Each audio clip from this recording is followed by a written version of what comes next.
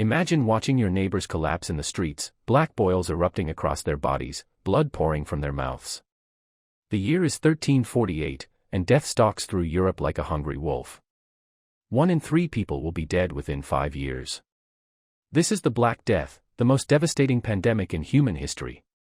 But here's what makes this story truly horrifying. In their desperate attempts to save themselves, people didn't just fail to cure the plague, they made it infinitely worse. They turned to treatments so barbaric, so utterly backwards, that they accelerated their own destruction.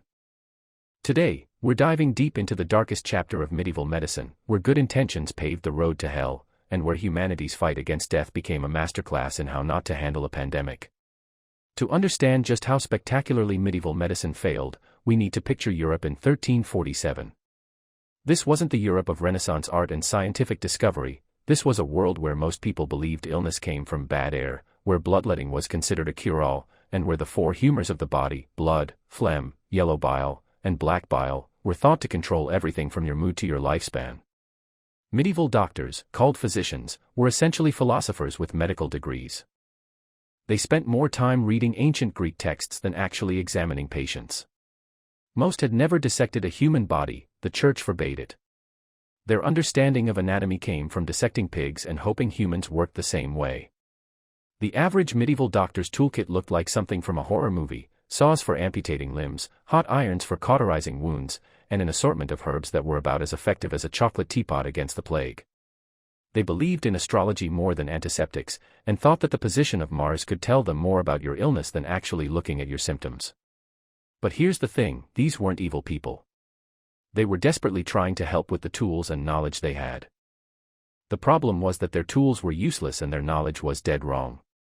When the Black Death arrived in Europe via trading ships from Asia, it hit a population that was already weakened by famine, overcrowding, and poor sanitation. Medieval cities were cesspools, literally.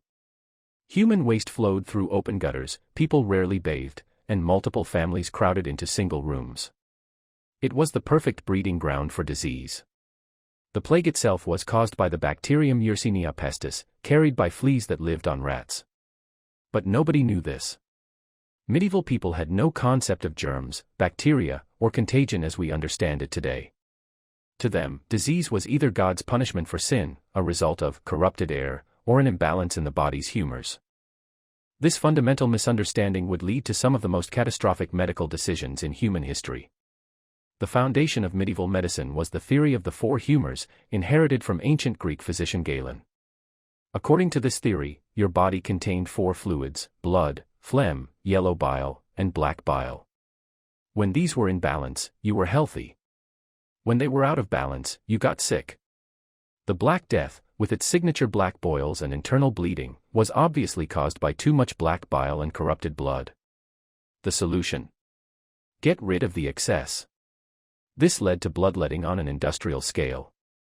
Doctors would slice open veins and let patients bleed into bowls, sometimes removing up to a quarter of their blood volume. They believed this would restore the humoral balance and cure the plague.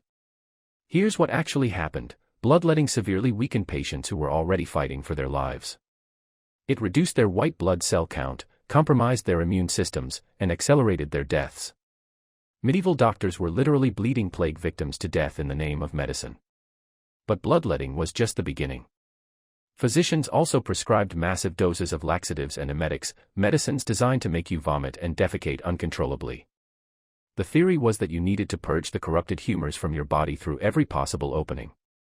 Picture this: you're a plague victim, already suffering from high fever, painful swellings, and internal bleeding. Your doctor arrives and immediately starts draining your blood, then forces you to take medicines that make you vomit and have explosive diarrhea for hours. You're losing fluids from every orifice while fighting a deadly infection. Medieval medical records show that patients who received these treatments died faster than those who received no treatment at all. But doctors doubled down, assuming they just needed to purge harder and bleed more. The wealthy could afford multiple physician visits, which meant they often received more intensive bloodletting and purging. Ironically, this meant the rich often died faster than the poor, who couldn't afford medical care and were left to recover or die naturally. One physician, Guy de Chauliac, who treated Pope Clement VI during the plague, wrote, I was in continual fear and died the death more than once. Even he seemed to realize his treatments weren't working, but he couldn't abandon the only medical theory he knew. The humoral theory also led to dietary disasters. Doctors forbade plague patients from eating hot foods like meat and spices, believing these would increase the corrupted humors. Instead, they prescribed bland, cold foods like lettuce and cucumber. Patients who needed protein and calories to fight infection were starved on medieval diet fads. While some doctors focused on balancing humors, others believed the plague was caused by miasma, corrupted air that carried disease. This wasn't entirely wrong. Bad air often accompanied disease in medieval cities, but their solutions were spectacularly misguided. If bad air caused plague, the logical solution was to improve the air. Medieval physicians recommended burning aromatic substances to purify the atmosphere. They lit fires of rosemary, thyme, and other pleasant-smelling herbs in plague houses and hospitals. But here's where things went horribly wrong. These fires consumed oxygen in enclosed spaces where plague victims were quarantined. Patients who were already struggling to breathe found themselves in rooms with depleted air quality. Many suffocated from smoke inhalation before the plague could kill them. The miasma theory also led to the infamous plague doctor costumes, those terrifying bird-like masks stuffed with aromatic herbs and spices. Doctors believed that breathing through these herbs would protect them from corrupted air. In reality, the masks did nothing to prevent infection and may have made things worse by creating a false sense of security. Plague doctors would spend hours in infected houses, touching patients and contaminated surfaces, believing their aromatic masks made them invulnerable. They became walking vectors of disease, carrying the plague from house to house on their clothes, hands, and medical instruments. The miasma theory also influenced city planning in disastrous ways. Authorities ordered all windows and doors to be sealed in plague houses to prevent the corrupted air from escaping. This created stagnant, oxygen-depleted environments where the plague could spread more easily among family members. Some cities went even further, ordering that all fires be extinguished because smoke was considered a form of corrupted air. This left people without means to cook food or boil water, leading to additional diseases from malnutrition and contaminated drinking water. The wealthy built elaborate plague gardens filled with aromatic plants, believing these would create protective bubbles of pure air around their homes. They hired servants to constantly burn incense and scatter flower petals. Not only did these measures fail to prevent plague, but the crowded conditions among servants in these wealthy households often made them disease hotspots.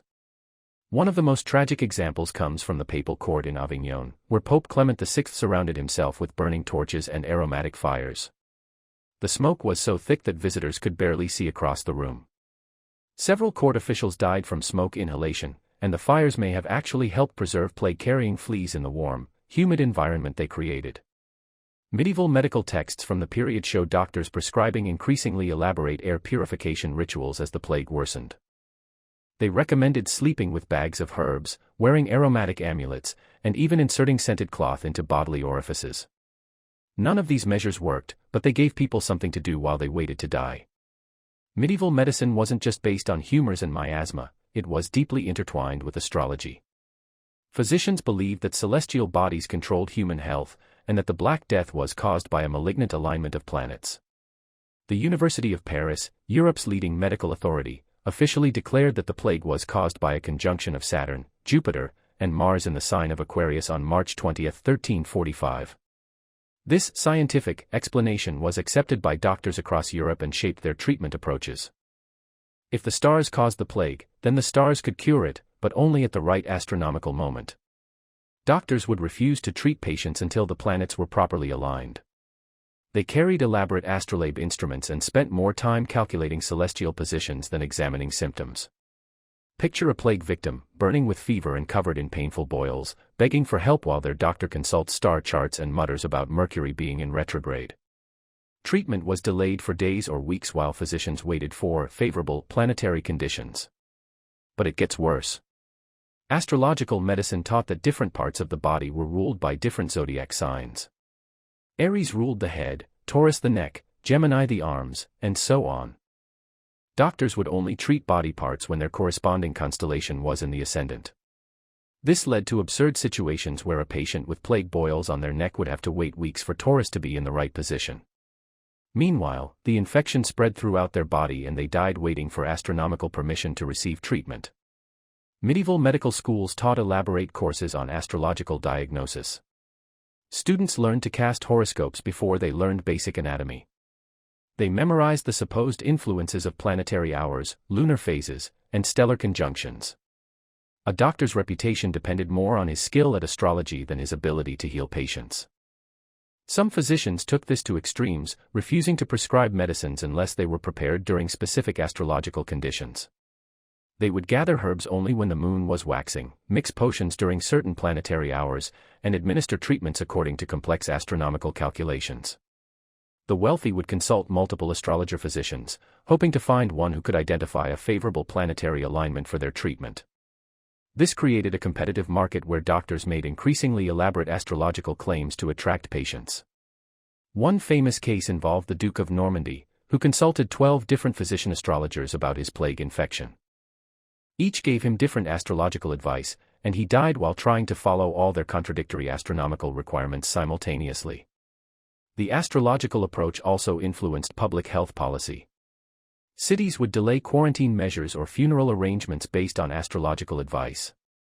Some communities postponed evacuations because their court astrologers declared the timing astronomically inauspicious. Perhaps most tragically, astrological medicine gave people false hope while encouraging dangerous delays in practical care. Families would spend their life savings consulting astrologer physicians instead of focusing on basic nursing care, nutrition, or comfort measures that might have actually helped their loved ones. In medieval Europe, medicine and religion were inseparable. Most people believed the Black Death was God's punishment for humanity's sins, which meant the cure had to be spiritual rather than medical. This belief led to some of the most extreme and counterproductive responses to the plague. If sin caused the disease, then extreme penance could cure it. Groups of religious zealots called flagellants roamed from town to town, whipping themselves bloody in public displays of repentance.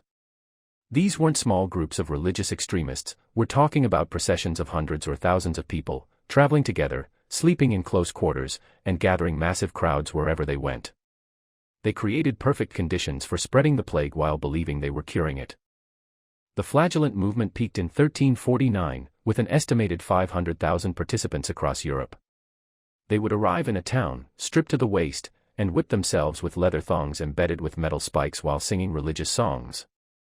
Blood would spray across the crowds of spectators who gathered to watch. From a disease transmission perspective, this was a nightmare. The flagellants were living in close quarters, sharing contaminated spaces, and their open wounds created additional pathways for infection. Towns that welcomed flagellant processions often saw massive spikes in plague deaths within weeks. But religious authorities doubled down, claiming that communities weren't showing enough penance. They organized larger processions, more extreme displays of self-mortification, and mass gatherings for communal prayer. Each event became a super-spreader gathering. The church also promoted pilgrimages to holy sites as plague cures. Thousands of sick people undertook dangerous journeys to religious shrines, often dying along the way and spreading infection to every community they passed through. The famous pilgrimage routes became highways of death. Some religious authorities prescribed fasting as a cure for plague. They argued that earthly desires and gluttony had brought God's wrath, so extreme fasting would restore divine favor. Plague victims who needed nutrition to fight infection were starved in the name of spiritual healing. Monastery hospitals, which were the main medical facilities in many areas, focused more on prayer than practical care. Sick monks were isolated in cells where they prayed continuously rather than receiving food, water, or basic medical attention. Mortality rates in monasteries were often higher than in secular communities. The religious approach also led to massive gatherings for communal prayer and religious ceremonies. Entire communities would crowd into churches for special plague masses, creating ideal conditions for transmission. Some of the worst plague outbreaks can be traced to specific religious gatherings. One of the most tragic examples occurred in Strasbourg, where authorities organized a mass pilgrimage to a local shrine. Over 10,000 people participated, traveling together, sleeping in crowded conditions, and gathering for religious ceremonies. Within a month, more than half the participants were dead, and the plague had spread to dozens of previously unaffected communities along the pilgrimage route. Religious authorities also promoted the idea that certain prayers, religious artifacts, or blessed objects could provide immunity from plague. People crowded together to touch holy relics, share blessed bread, or participate in religious rituals that required close physical contact. When desperate people couldn't find a medical cure for the plague, they looked for someone to blame. Medieval Europe's response was one of the darkest chapters in human history, the systematic persecution and murder of Jewish communities across the continent. The logic was as twisted as it was deadly. If the plague was punishment for sin, then someone must be especially sinful. If it was caused by poisoned wells or corrupted air, then someone must be doing the poisoning.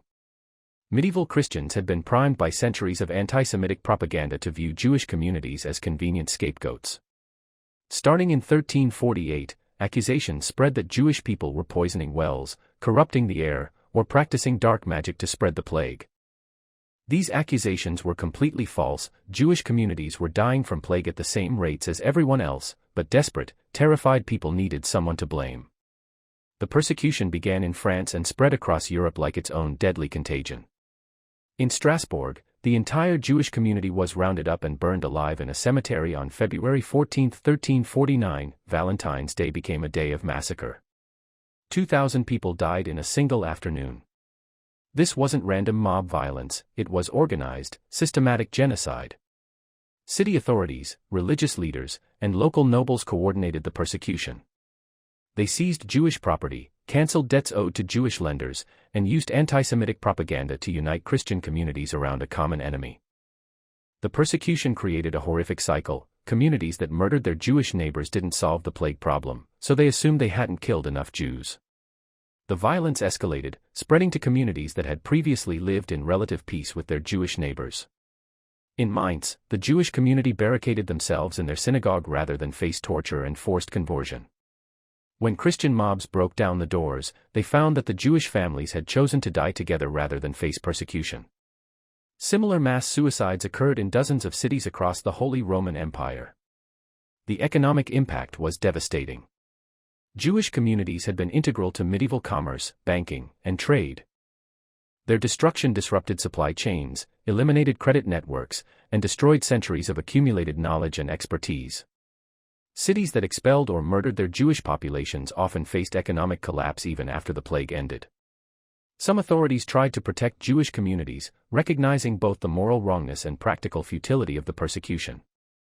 Pope Clement VI issued a papal bull in 1348 declaring that Jews were not responsible for the plague and forbidding Christians from harming them. Several nobles and city officials attempted to provide protection. But these efforts largely failed. The persecution was driven by popular hysteria, economic opportunism, and deep-seated prejudice that official pronouncements couldn't overcome. Even communities where authorities tried to provide protection often saw their Jewish neighbors murdered by outside mobs or local conspirators. The persecution also spread to other minority groups. Muslims in Spain, Romani people, foreigners, and anyone who seemed different became targets. Leper colonies were attacked and burned. Beggars and the homeless were accused of spreading plague deliberately. Perhaps most tragically, the persecution accomplished nothing except adding human-made horror to natural disaster. Communities that participated in anti-Semitic violence continued to suffer from plague at the same rates. The disease didn't care about the victim's religion, ethnicity, or social status. The Black Death persecution established patterns of scapegoating that would echo through European history for centuries. It showed how quickly civilized communities could turn to genocidal violence when faced with crisis and uncertainty. As traditional medicine failed and desperation grew, Europe saw an explosion of quack remedies, folk cures, and outright charlatanism.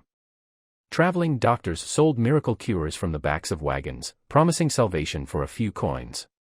These weren't necessarily evil con artists, many genuinely believed in their remedies, but their treatments were often more dangerous than the plague itself. Without any understanding of infection, dosage, or human physiology, well-meaning healers accidentally poisoned their patients while trying to save them. One popular remedy was theriac, an ancient Greek cure-all that supposedly contained up to 100 different ingredients, including viper's flesh, opium, and various exotic spices. Medieval versions were often contaminated, incorrectly prepared, or contained toxic substitutes. Patients who might have survived the plague died from theriac poisoning. Alchemists promoted treatments based on their understanding of the 4 elements and 7 planetary metals.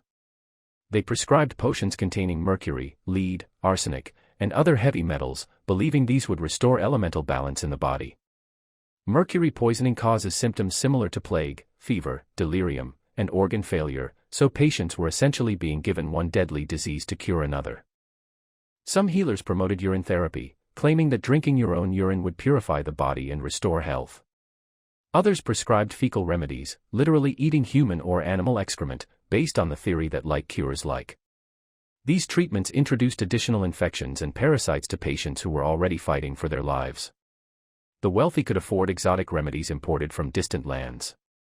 Crushed pearls, powdered unicorn horn, actually narwhal tusk, and bezoar stones, concretions found in animal stomachs, were sold as plague cures at astronomical prices.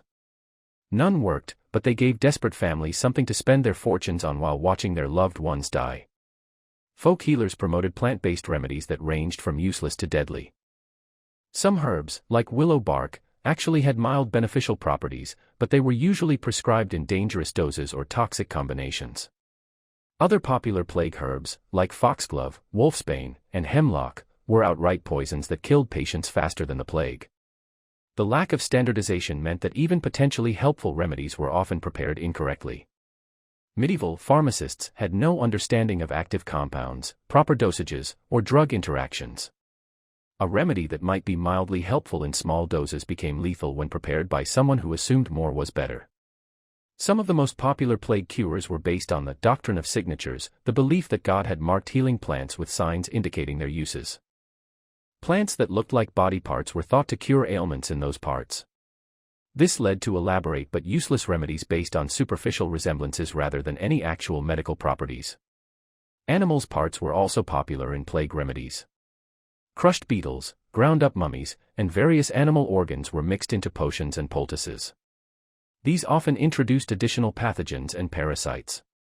The famous mummy powder, ground-up Egyptian mummies, was not only culturally barbaric but medically dangerous, as ancient preserved bodies contained unknown bacteria and toxins. The desperation for cures created a thriving black market in fake remedies. Con artists would sell colored water as blessed healing elixir or common herbs as rare exotic medicines.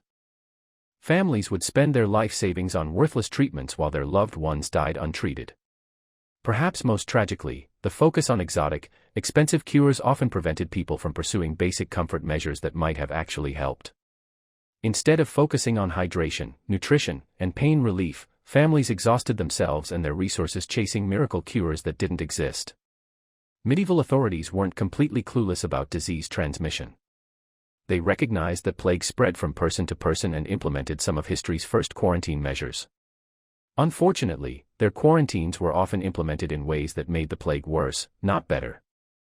The word quarantine comes from the Italian quarantagiorni, 40 days, the period ships were required to wait before entering ports during plague outbreaks.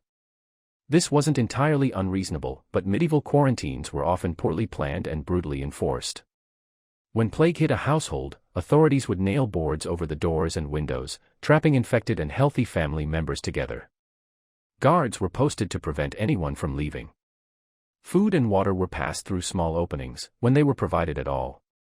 These household quarantines created perfect conditions for transmission within families.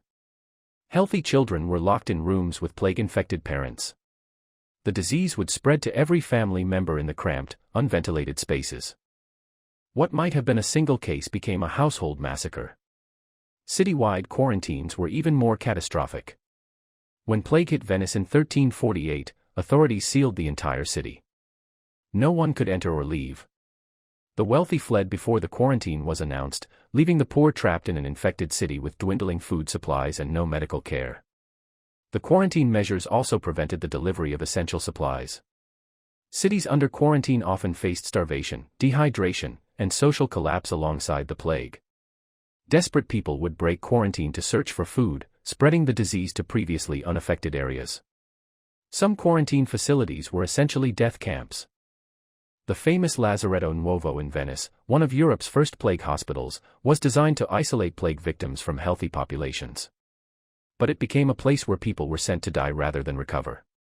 Overcrowded, understaffed, and lacking basic sanitation, it had mortality rates approaching 100%. The social enforcement of quarantine also broke down quickly. Guards assigned to prevent people from leaving quarantine zones often abandoned their posts when they realized the danger. Some took bribes to allow wealthy people to escape. Others fled when they saw the horrible conditions inside quarantine areas. Religious communities faced special quarantine challenges. Monasteries and convents that tried to maintain communal living during plague outbreaks often saw complete devastation.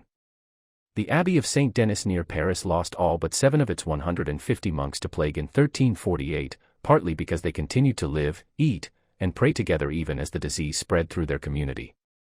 Medieval quarantine measures also lacked any understanding of the incubation period for plague. People were often released from quarantine before they had time to develop symptoms, leading them to carry the disease to new communities.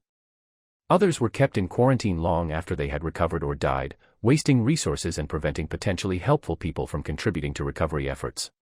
The psychological impact of medieval quarantine was devastating. Families were torn apart, with healthy members forbidden from caring for sick relatives. Children were orphaned when their parents died in quarantine. Communities lost trust in authorities who seemed more interested in containing the problem than solving it. Perhaps most tragically, medieval quarantines often prevented effective care for plague victims.